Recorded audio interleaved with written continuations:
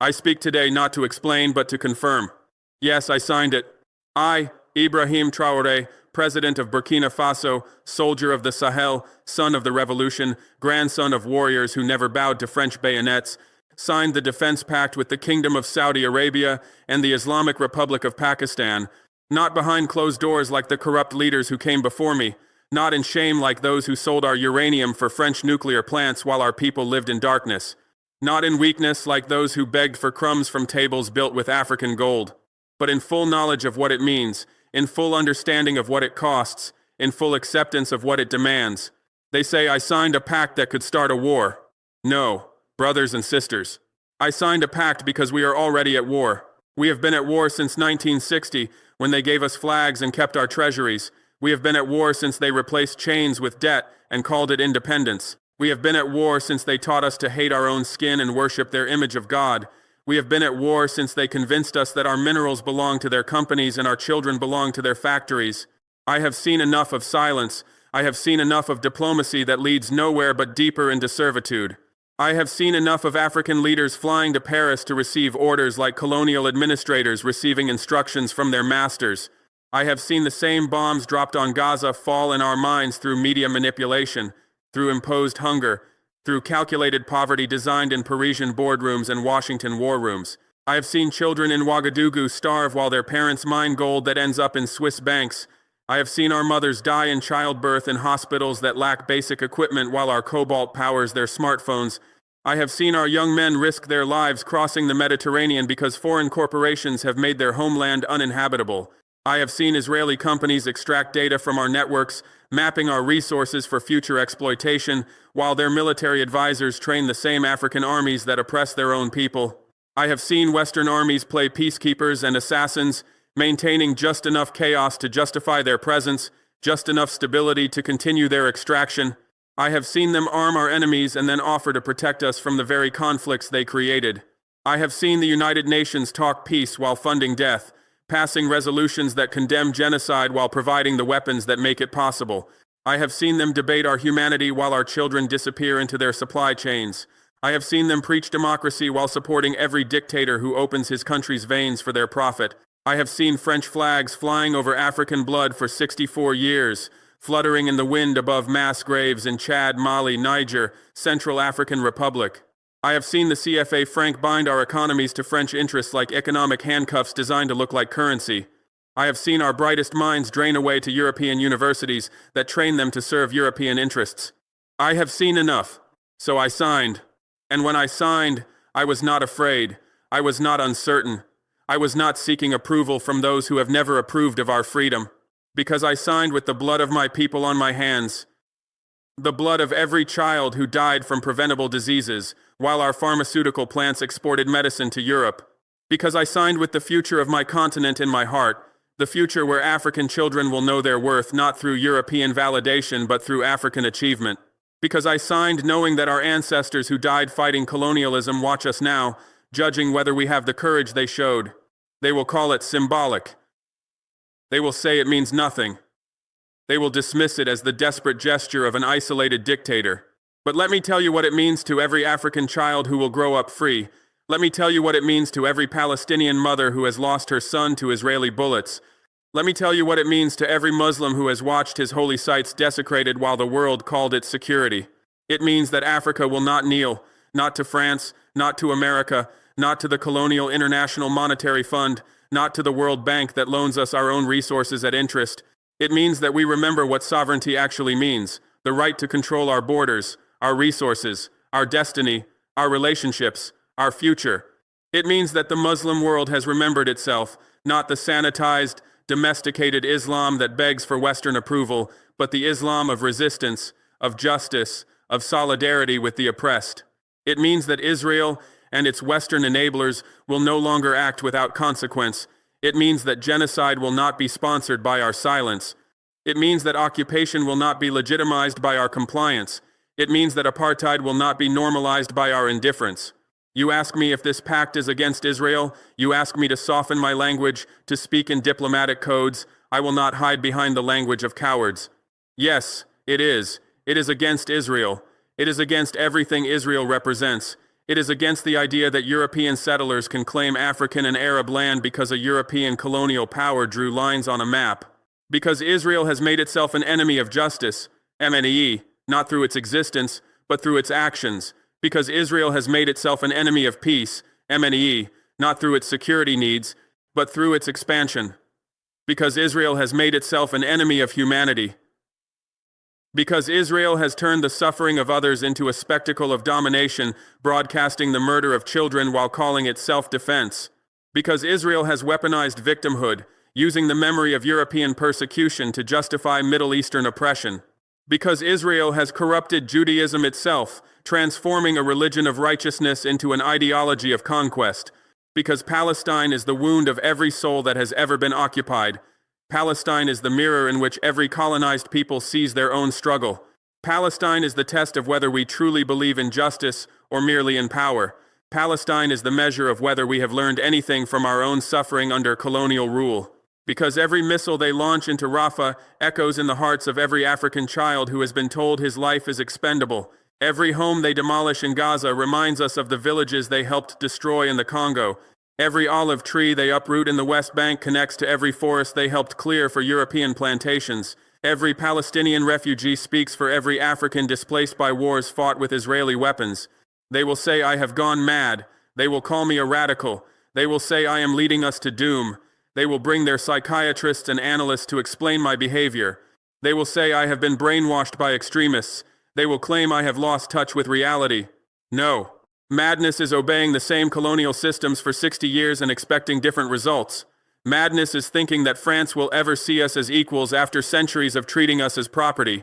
Madness is believing that America wants African democracy when they support every African dictator who serves their interests. Madness is trusting NATO when their bombs destroyed Libya and turned it into a slave market.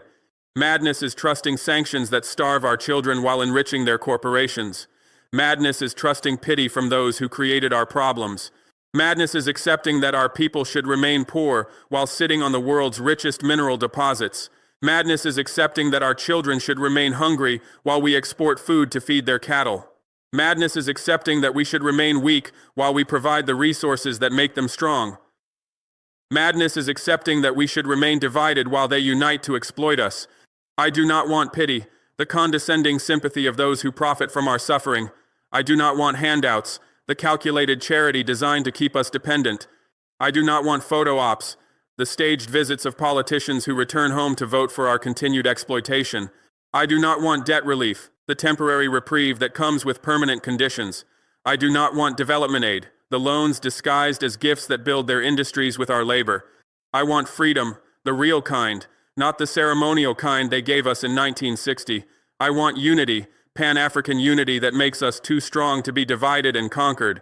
I want justice, for every crime committed against our continent since the first slave ship. I want dignity, the kind that comes from controlling our own destiny. And I want vengeance, not the crude kind that repeats their mistakes, but the sophisticated kind that makes them irrelevant.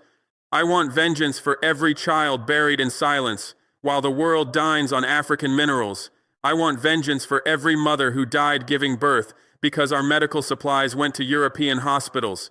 I want vengeance for every father who died in mines that enriched foreign shareholders. I want vengeance for every student who never learned to read because our education budget went to debt service. I want vengeance for every young person who drowned in the Mediterranean trying to reach the countries that made their homeland uninhabitable.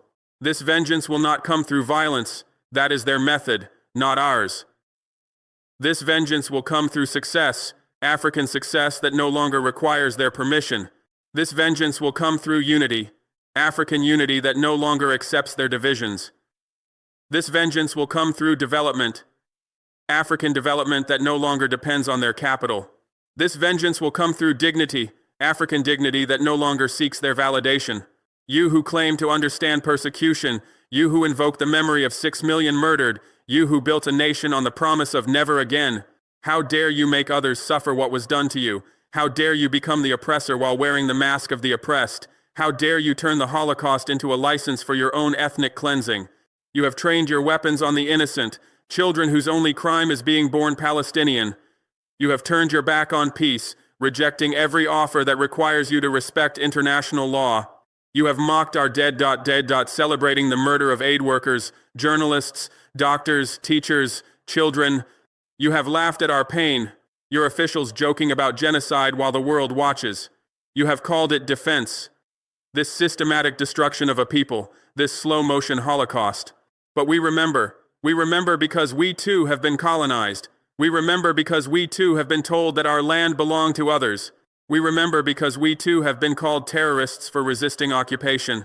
We remember because we too have watched our children die while the world called it necessary. You may control the sky with your F-16 seconds bought with American tax dollars. You may control the sea with your navy that blocks medical supplies. You may control the borders with your walls that make Gaza the world's largest prison. But we control the earth beneath our feet, the earth that remembers every drop of innocent blood. You may have missiles, guided by satellites, precision-targeted, launched from safe distances. You may have the Iron Dome, defending your settlements while leaving their children defenseless.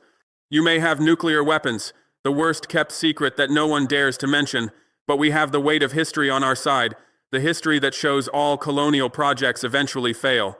You may have the strongest army in the Middle East. You may have the most advanced intelligence agencies. You may have allies who provide unlimited weapons and political cover. You may strike first in every conflict. But we will strike last, with the final judgment of history, with the lasting verdict of justice. I do not fear your alliances with dictators who oppress their own people for your benefit.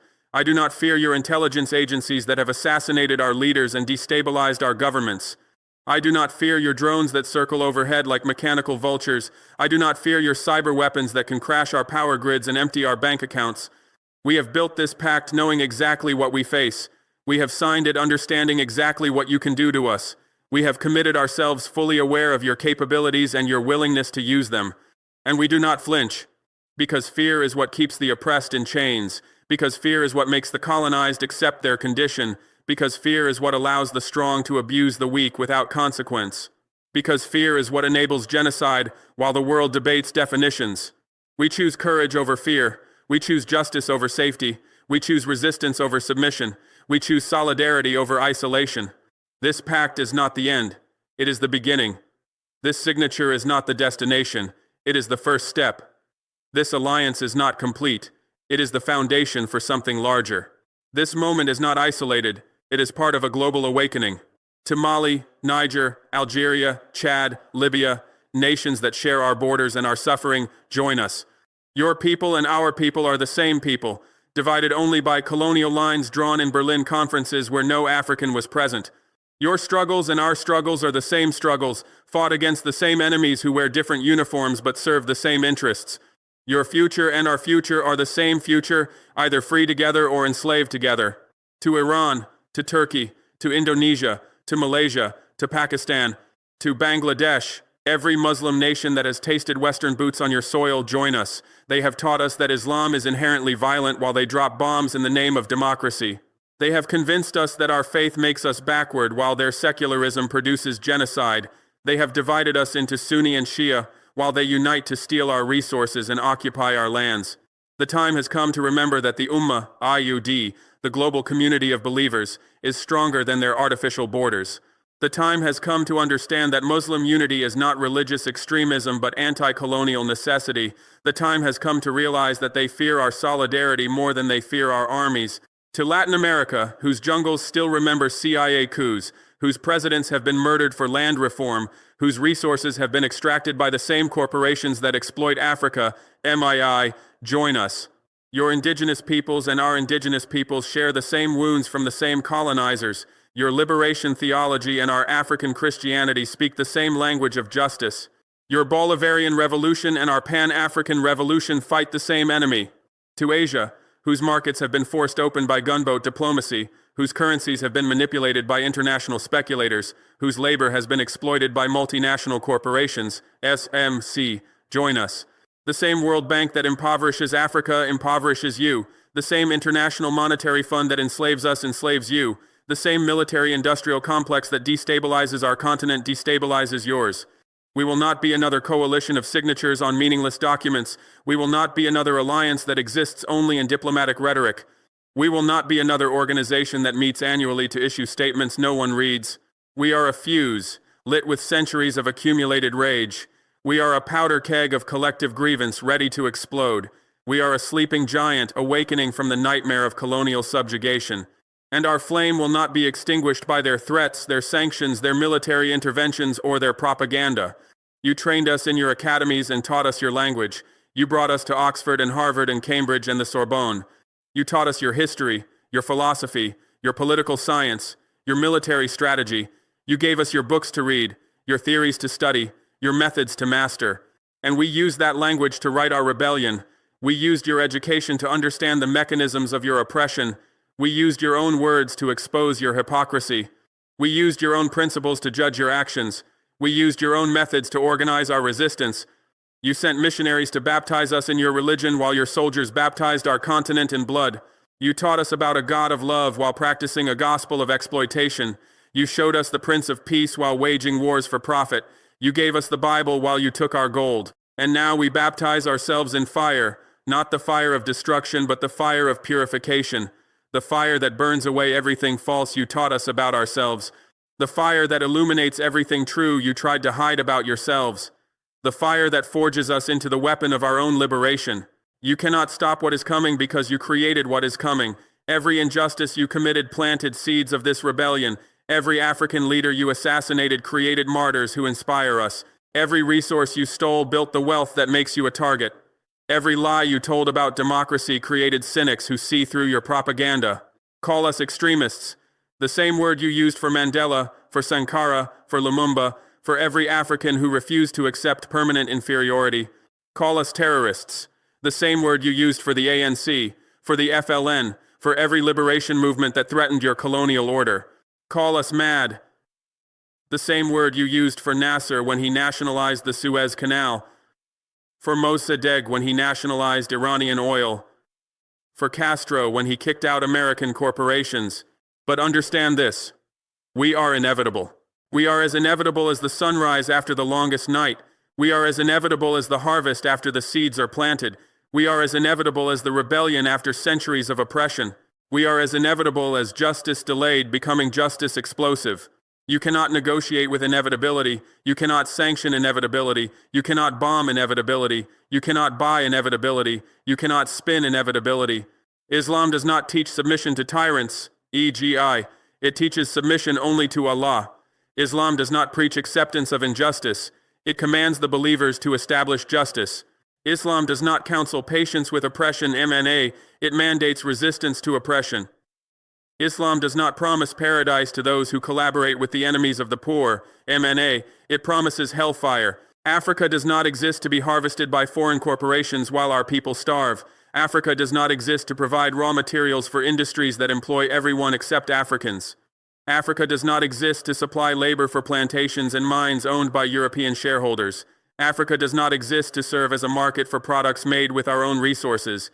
We are not here to provoke war for the sake of violence. Violence is their specialty, not ours. We are not here to become the oppressor after overthrowing the oppression that would make us like them. We are not here to replace Western imperialism with African imperialism, UCMNIS, that would miss the point entirely. But we will not beg for peace from those who profit from our suffering. Let every Friday sermon ring with the sound of courage instead of the whisper of surrender. Let every imam speak truth to power instead of power to the powerless. Let every mosque be a fortress of spiritual resistance, not a refuge from political reality. Let every prayer include the liberation of Palestine, the unity of Africa, the dignity of the oppressed. Let every heart prepare for struggle, not the struggle of sword against sword, but the struggle of right against might, the struggle of truth against propaganda, the struggle of justice against power, the struggle of the many against the few, the struggle of the future against the past. Because it is only through struggle that we are made whole again, only through resistance that we remember who we are, only through solidarity that we become who we can be, only through sacrifice that we achieve what we deserve. They will come for me. I know this as certainly as I know the sun rises in the east. They will try to kill me like they killed Lumumba, like they killed Sankara, like they killed Gaddafi. They will try to discredit me like they discredited Nasser, like they discredited Nkrumah, like they discredited every African leader who dared to dream of genuine independence. They will try to divide you like they divided the people of Libya, of Iraq, of Yugoslavia, of every country that threatened their interests. They will say I am mentally ill. the same claim they made about every revolutionary who saw clearly what others chose to ignore. They will say I am funded by foreign enemies, projecting their own behavior onto their victims. They will say I am a puppet of radical Islam, MKHR, while they puppeteer radical Christians and radical Jews. They will say I am destroying African unity, while they work systematically to prevent any real African unity. But I will not run to exile in Europe like the leaders who came before me. I will not flee to America like the dictators who served them faithfully. I will not hide in bunkers like the cowards who sold their people's future for personal safety. I will not negotiate my surrender like those who preferred slavery to death. I will stand on Burkinabe soil and meet my fate with open eyes. I will die, if I must die, in the land of my ancestors. I will fight, as long as I can fight, for the children of my continent. I will resist, until my last breath, the forces that would make us permanent servants. Because I did not sign this pact for protection, I signed it for principle. I did not build these alliances for safety. I built them for solidarity. I did not choose this path for personal benefit. I chose it for collective liberation. I did not become president to be comfortable. I became president to be useful. A promise that Burkina Faso will not be another client state begging for crumbs from the master's table. A promise that the African lion does not bow to Zionist wolves or American eagles or French roosters.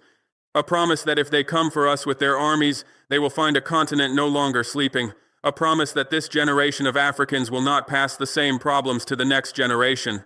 If I fall, do not mourn me like the widow mourns her husband. If I fall, do not weep for me like the mother weeps for her child. If I fall, do not fear that everything dies with me. If I fall, do not think that the dream was impossible. Another will rise from the villages of Mali where the youth have tasted revolution. Another will rise from the streets of Niger where the people have expelled the French. Another will rise from the universities of Algeria where students study the science of liberation. Another will rise from the mosques of Sudan where imams preach justice instead of submission. Another will rise from the markets of Ghana where women organize economic resistance. Another will rise from the mines of the Congo where workers demand control of their labor. And another. And another. And another. Because the spirit of this movement cannot be assassinated with bullets. Because the idea of African dignity cannot be killed with drones. Because the dream of Palestinian freedom cannot be bombed into submission. Because the reality of global South unity cannot be sanctioned out of existence. It lives in the soil, the same soil that our ancestors defended with their lives. It lives in the songs, passed down from mother to daughter, from father to son. It lives in the eyes of the poor who have nothing left to lose. It lives in the fists of the young who refuse to accept their parents' defeat. It lives in the prayers of the faithful who believe in a God of justice. It lives in the dreams of the oppressed who know that another world is possible. So let the world hear me clearly. I did not start this war. This war started the day the first European set foot on African soil claiming it belonged to him. But I will not let it end in silence, not while Palestinian children die with our complicity, not while African resources enrich everyone except Africans. Not while Muslim nations remain divided while non-Muslim nations unite against us, not while the global South accepts permanent inferiority to the global North. We will write our future in fire, not the fire that destroys, but the fire that purifies, not the fire that burns others, but the fire that burns away our own chains. Not the fire of revenge, but the fire of justice, not the fire of hatred, but the fire of love for our people. And they will read it in fear, the same fear they have worked so hard to instill in us. The fear of what happens when the oppressed stop believing in the benevolence of their oppressors. The fear of what happens when the colonized stop seeking approval from their colonizers. The fear of what happens when the divided learn to unite against their common enemies. The fear of what happens when the impossible becomes inevitable. This is my declaration. This is my commitment. This is my promise to the ancestors and to the unborn. This is my signature on the contract of liberation. Let it be written. Let it be witnessed. Let it be remembered. Let it begin.